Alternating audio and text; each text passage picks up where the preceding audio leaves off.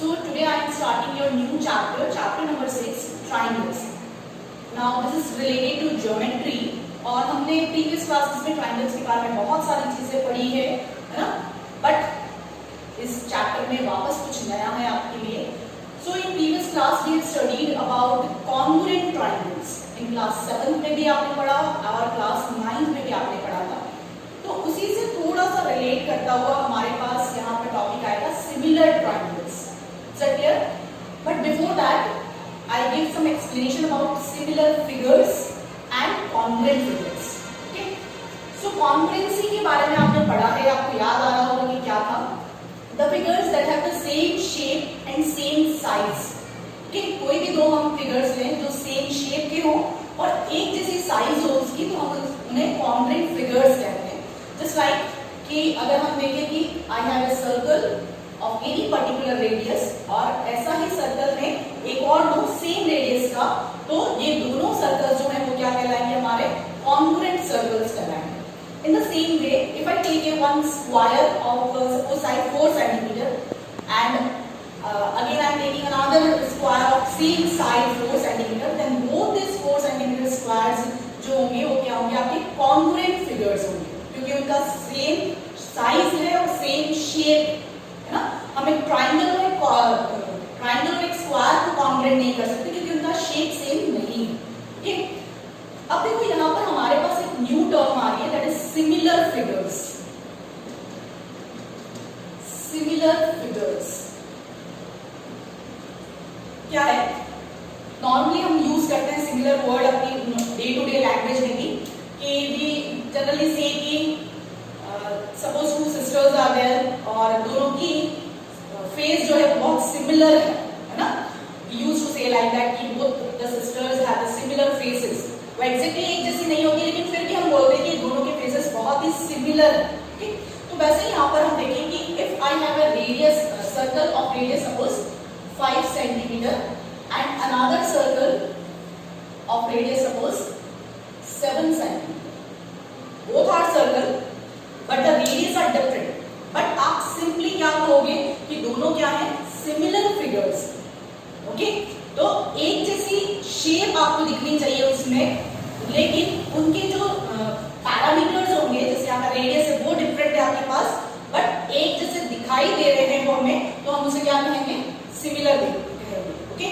ऐसे ही suppose I have a equilateral triangle. कोई इक्विलैटरल ट्रायंगल है साइड 5 सेंटीमीटर का and another triangle again equilateral triangle और सपोज की साइड मैंने 10 सेंटीमीटर ली.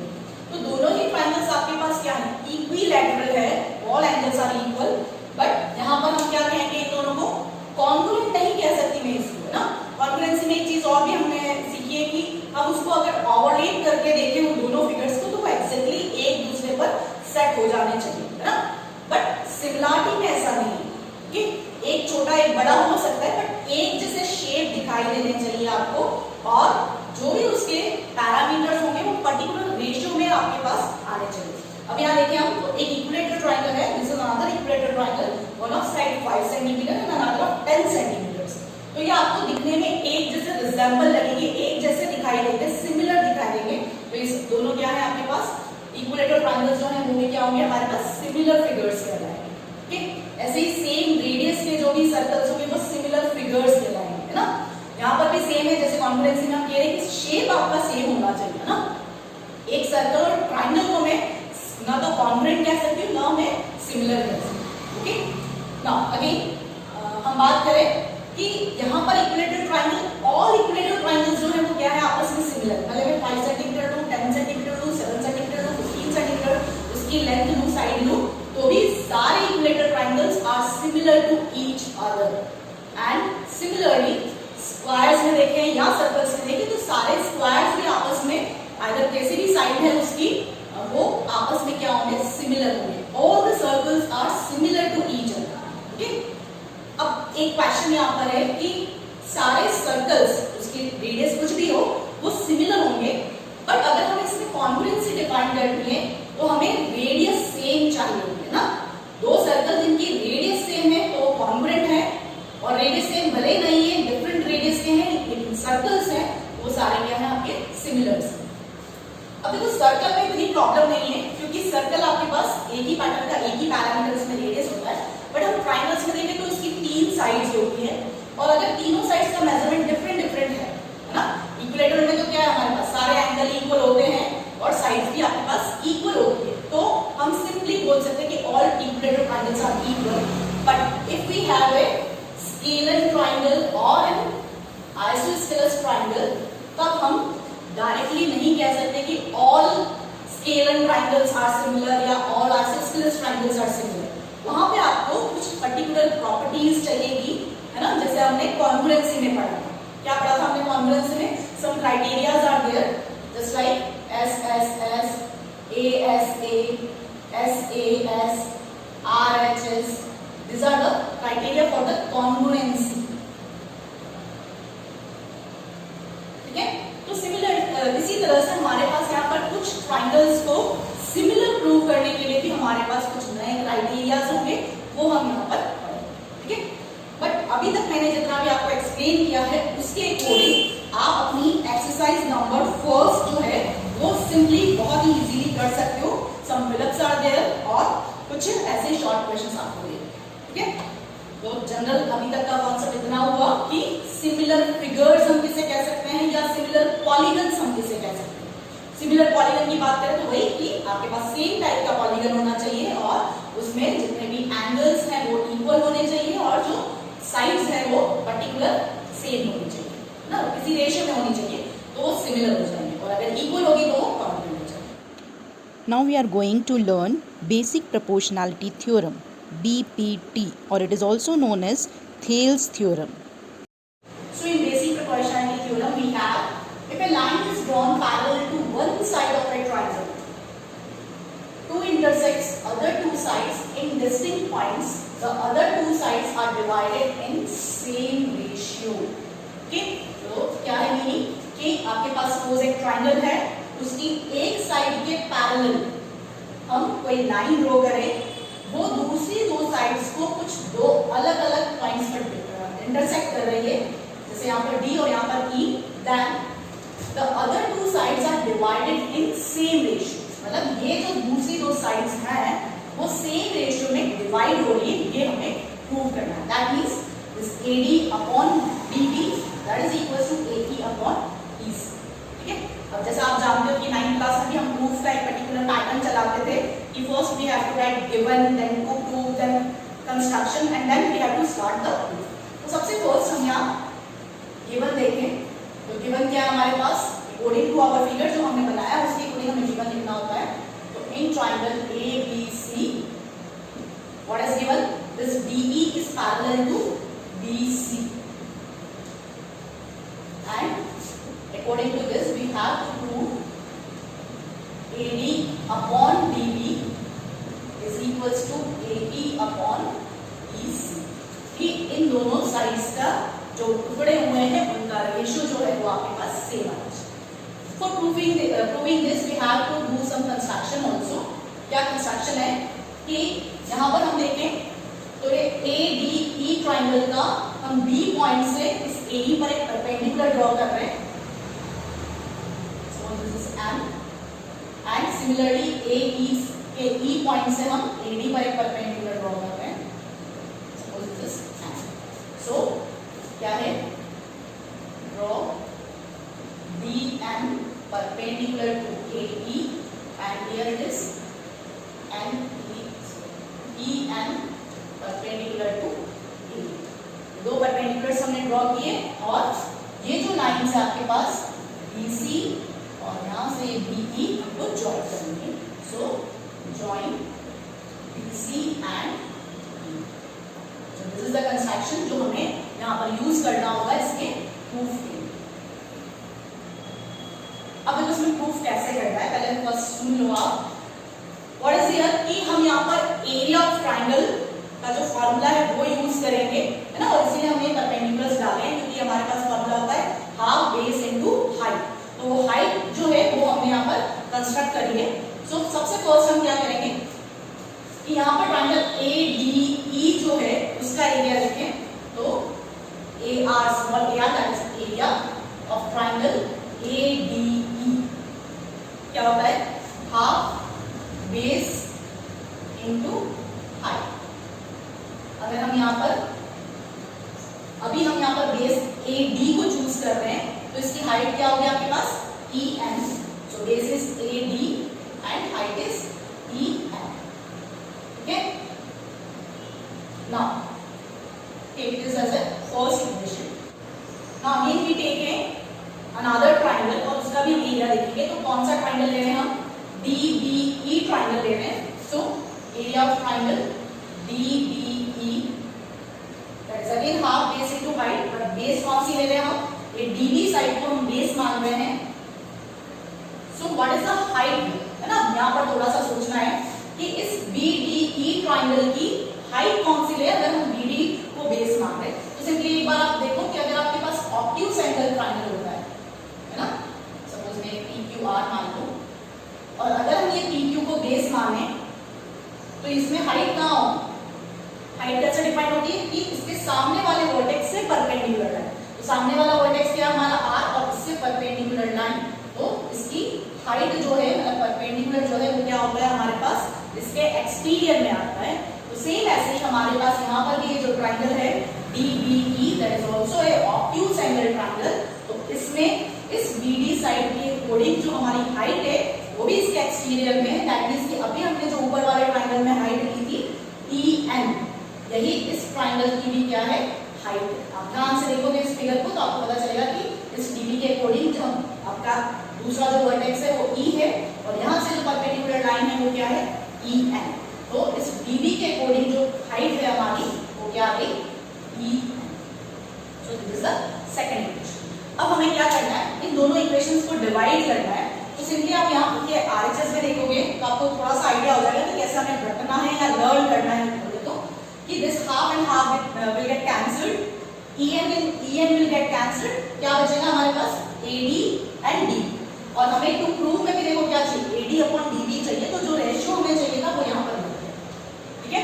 तो नेक्स्ट इसके अकॉर्डिंग हम लिखें ये on dividing first by second. So here it is area of triangle ADE that is half base हमने लिया था AD एंड दिस EN और डिवाइड कर रहे हैं हम second B and this EN। तो EN कट गया, आपके पास हाफ और हाफ कट गया। So we have AD upon DB and here it is area of triangle ADE upon area of triangle DBE। Okay, तो ये मेरा, इसको कैपिटल फोर्स मार्क कर रही हूँ। ओके, तो ये मेरा मेन पार्ट आ गया। अब सेम ऐसे ही जैसे हमारे पास ये रेशियो आया AD अपॉन DB का, इसी तरह से हम AE अपॉन EC का भी रेशियो लेंगे। तो वापस हमें दो ट्राइंगल चूज करने हैं, उनके एरियाज डिफाइन करने हैं और जैसे हमने डिवाइड किया वैसे डिवाइड करें। तो अब हम कौन सा ट्राइंगल ले रहे हैं, देखो ना, अगेन देखो ऊपर जो ट्राइंगल है ADE वही हम वापस यूज कर रहे हैं, but now I am taking another base. इसके पहले हमने AD को बेस माना था, अब हम AE को बेस मान रहे हैं और AE को बेस मानेंगे तो हाइट क्या आएगी हमारी, DN। So area of triangle ADE that is half base हम मान रहे हैं AE and height is DN। Okay, so this is our third equation. And similarly हम यहाँ पर देखें तो इसमें अब नीचे वाला ट्राइंगल में अभी DBE लिया था, अब इधर वाला ट्राइंगल ले रहे हैं हम दैट इज EDC। तो area of triangle EDC again half base हम क्या मानेंगे, EC। अब सेम वे में जैसे ऑब्ट्यूज एंगल ट्राइंगल की मैं बात कर रही थी कि DEC is an obtuse angle triangle, base is EC। तो इसकी हाइट क्या बनेगी आपके पास, DN। और ये हमारी फोर्थ इक्वेशन है। और अगर इन दोनों को हम डिवाइड करें again we get a ratio like this. तो क्या आ जाएगा हमारे पास, area of triangle ADE upon area of triangle EDC that is half AE into DM upon half EC into DM। DM cancel out हो गया और हाफ कैंसिल आउट हो गया। So we have area of triangle ADE upon area of triangle EBC equals to AE upon BC। और इस part को मैं अपना सेकंड मान लूंगी। अब देखो यहाँ पर ये जो मैंने पहले फर्स्ट पार्ट लिखा था उससे कंपेयर करके बता रही हूँ हमें क्या करना है हमें। अब देखो हमें जो प्रूफ करना था उसके दोनों जो RHS टर्म्स थे वो हमारे पास LHS RHS टर्म मिल गए हमारे पास कि AD upon DB is equal to A upon EC। अब इन दोनों पार्ट्स को मुझे इक्वल करना है, दैट मींस कि ये हमारे लेफ्ट पार्ट भी आपस में क्या होने चाहिए, इक्वल होने चाहिए। तो यहाँ हम देखें तो न्यूमरेटर्स तो ऑलरेडी इक्वल है, कोई प्रॉब्लम नहीं है। Here it is area of ADE and in first also area of ADE। अगर हमारे पास ये डिनोमिनेटर्स भी किसी रूल के अकॉर्डिंग इक्वल हो जाए तो यानी कि ये फर्स्ट और सेकंड दोनों आपस में क्या हो जाएंगे, इक्वल हो जाएंगे। तो देखो हमने जो क्लास 9th में पढ़ा था कि this area of BDE and EDC same base and same parallel lines, है ना। क्लास 9th में 9th चैप्टर में हमने पढ़ा था कि two triangles having the same base, देखो BDE का भी DE बेस और EDC का भी DE बेस, सेम बेस और between same parallel lines have equal areas. पढ़ा था, वही चीज हम यहाँ पे यूज कर रहे हैं कि now area of triangle DBE, ये फर्स्ट वाली टर्म मैं बीच में से हटाती हूँ ताकि आपको लिखने में प्रॉब्लम ना हो कि क्या लिख रहे थे हम। यहाँ तक लिखा था हमने, now area of triangle DBE is equals to area of triangle EDC। Reason पूरा कि triangles having same base and between same parallel lines have equal areas। और इसको मैं अपना थर्ड पार्ट मानूंगी। तो देखो सिंपली क्या हुआ कि फर्स्ट, सेकंड एंड थर्ड तीनों से हमारे पास क्या आ गया, from first, second and third we have this AD upon DB is equals to AE upon EC। और क्या है वो फर्स्ट और सेकंड में हमने क्या देखा कि हमारे पास जो रिक्वायर्ड थे वो टर्म्स यहाँ पर आ गए थे और उसके अकॉर्डिंग हम बोल रहे थे कि अगर LHS पार्ट आपस में इक्वल हो जाए तो हमारा काम बन जाएगा। तो हमने देखा कि न्यूमरेटर ऑलरेडी इक्वल है, तो डिनोमिनेटर्स के लिए हमने ये रूल लगाया 9th वाला। तो दैट मींस कि लेफ्ट साइड्स आपस में दोनों इक्वल हैं फर्स्ट और सेकंड इक्वेशंस के, तो राइट साइड भी क्या है, इक्वल। तो ये बहुत ही इजी आपकी थ्योरम है। आपको फर्स्ट टाइम पढ़ने में हो सकता है कि थोड़ा सा ऐसा लगे कि इतनी बड़ी थ्योरम है या कितना कंफ्यूजन है, but it's not like that. जब आप इसको एक दो बार पढ़ोगे और जब यूज करोगे इस थ्योरम का तो आपको इजी लगेगी ये थ्योरम। एक बार मैं वापस बता दूं क्या पैटर्न है। सबसे मेन थिंग इसका मार्क्स डिस्ट्रीब्यूशन जो है कि हमारे पास हाफ मार्क्स गिवन के, हाफ मार्क्स प्रूफ के, हाफ मार्क्स कंस्ट्रक्शन के और हाफ मार्क्स ये फिगर के। दैट मीन्स कि आउट ऑफ 4 मार्क्स का क्वेश्चन आता है, 2 मार्क्स तो स्टूडेंट को ऐसे ही मिल जाते हैं अगर उसे प्रूफ करना नहीं भी आता है। Is that clear?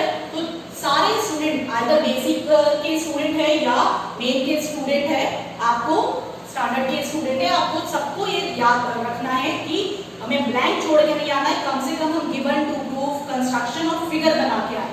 ओके, वैसे थ्योरम क्लास तक सबको याद हो जाती है, कोई प्रॉब्लम नहीं, क्योंकि ये फिक्स क्वेश्चन है। आपकी टेक्स्ट बुक में मुश्किल से 4 या 5 थ्योरम से उनमें से एक क्वेश्चन, एक थ्योरम फिक्स आती ही आती है। हर सेट में आपको अलग अलग थ्योरम्स मिलेंगे। ओके, सो यहाँ पर हम देखें तो क्या डिस्कस कर रहे थे कि वी हैव ए ट्रायंगल, उसमें आपके पास एक लाइन पैरेलल दी होगी, है ना, और फिर हमने कंस्ट्रक्शंस करे हाइट के लिए। अगर आपको ये याद आ जाता है कि ये एरिया से रिलेट कर रहा है तो आप आगे बहुत इजीली प्रूफ कर लोगे, इसका कोई प्रॉब्लम नहीं। हमें 4 बार एरिया निकालना है, एक बार ऊपर वाले ट्रायंगल का, देन दिस नीचे वाले ट्रायंगल का, और हमें ध्यान रखना है कि इसकी हाइट क्या है, सेम। देन अगेन वापस हमें ऊपर वाले ट्रायंगल का लेना है, लेकिन बेस आपको चेंज कर देनी है और सेम यहाँ पर BEC ट्रायंगल का एरिया लेना। Then divide both the equations to get this type of pattern, और फिर हमें ये 9 का रूल लगाना है। इसलिए सेम पैरेलल लाइंस में हमारे पास एरिया क्या होता है, इक्वल होता है, तो उसके अकॉर्डिंग ये आपके पास ठीक है ना। इसके साथ आपको एक टर्म और दी है, कन्वर्स ऑफ दिस BPT, है ना। बेसिक प्रोपोर्शनैलिटी थ्योरम का कन्वर्स। अब कन्वर्स वाली थ्योरम जो है वो सिर्फ क्या होता है उसमें कि जो अभी हमारा गिवन था वो हमें प्रूफ करना होगा और जो गिवन प्रूफ में था वो हमें गिवन देना होगा। दैट मींस कि in converse theorem we have converse of BPT. यहाँ पे क्या होगा कि हमारे पास A B C, suppose we have a triangle, है ना, और गिवन है आपको कि इसमें कोई लाइन हम बी से ड्रॉ कर रहे हैं, डी ई इस तरह से है कि A D upon D B is equals to A T upon E C. मतलब रेशियो आपको दे रखा है कि इस साइड पर जो ब्रेक हुए हैं, मतलब पार्ट्स हुए हैं इसके, उसी रेशियो में यहाँ पर भी पार्ट्स हुए हैं। दैट आपके पास क्या होगा कि लाइन जो है वो थर्ड साइड से पैरेलल है। ठीक है, तो रेशियो इक्वल दे रखे हैं तो साइड्स जो लाइन से आपकी वो पैरेलल होंगी, ये आपको प्रूफ करना है। जबकि डीपीटी में हमारे पास पैरेलल लाइंस दे रखी थी और हमें रेशियो इक्वल करना है। ठीक है, तो इसका प्रूफ अभी मैं नहीं बता रही हूँ क्योंकि that's not according to our syllabus, but इसका यूज आपकी एक्सरसाइज में है। तो नेक्स्ट वीडियो में हम इसकी नेक्स्ट एक्सरसाइज करेंगे, दैट इज 6.2, जहां पर टोटली आपको बीपीटी और कन्वर्स ऑफ बीपीटी का यूज करना है। तो उसके पहले आप इसको बाय हार्ट कर लो कि कैसे हमें थ्योरम प्रूव करनी है और इसको इसका क्या गिवन है, क्या to prove. Okay, so that's all for today. Wait for my